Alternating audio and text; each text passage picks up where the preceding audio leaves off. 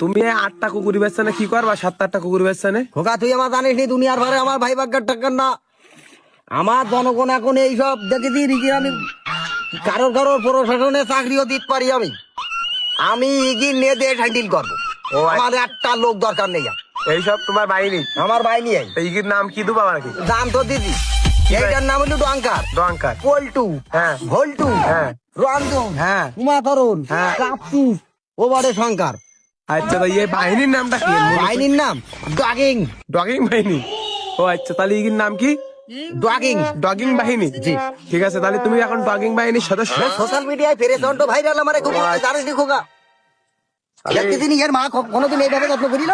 তাই তো। আমি এমন ভাবে লালন পালন করবো।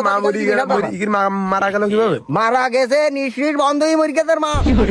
নিশ্চয়ই বান্ধবী। নিশ্চিত বন্ধই হুটাৎ করি কি দেখি করি ডেট ফেলি গেছে। ও আচ্ছা, সুইসাইড করি। সুইসাইড করিস? বলছি এত বাচ্চা আমি খাদ্য কি করি?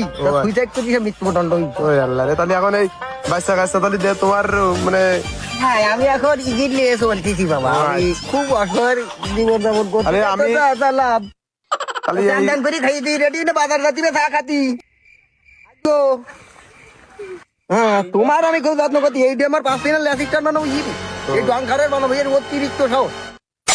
হ্যাঁ হ্যাঁ হ্যাঁ হ্যাঁ, তোমার কুকুরও সারা দিস খুব। সাহস খুব সাহস খুব।